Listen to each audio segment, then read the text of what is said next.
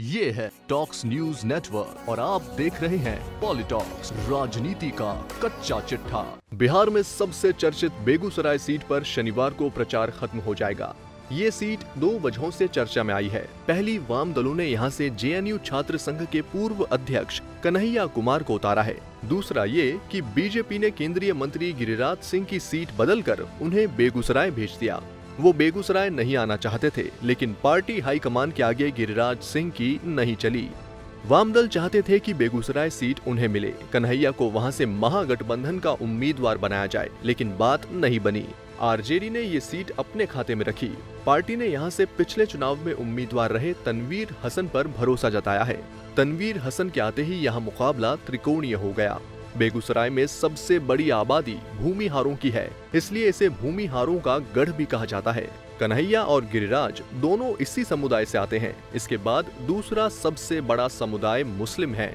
तनवीर हसन इस समाज के नुमाइंदे हैं। इस सीट पर यादव और अनुसूचित जातियों की भी अच्छी खासी तादाद है।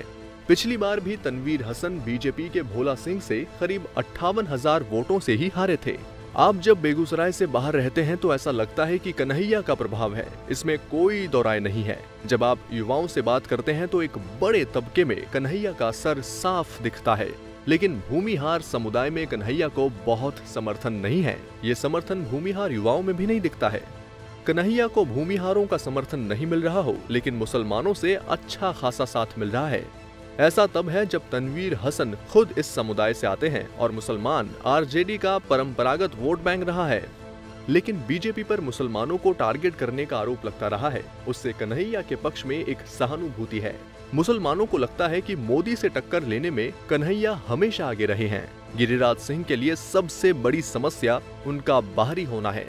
उनके पास इस सीट पर अपना जनाधार भी नहीं है। कुछ दिन पहले बीजेपी के बेगूसराय कार्यालय में अनौपचारिक बातचीत के दौरान स्थानीय नेताओं का कहना था कि गिरिराज को नरेंद्र मोदी के चेहरे पर ही वोट मिलेंगे, इसलिए बेगूसराय में टक्कर कन्हैया बनाम मोदी की है।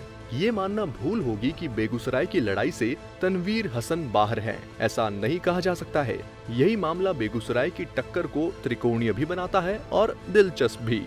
इसलिए जीत हार का मसला फ्लोटिंग वोट से तय होगा। ये वोट कन्हैया के पक्ष में बढ़ रहा है और ये बढ़त जारी रही तो सभी समीकरण बदल सकते हैं।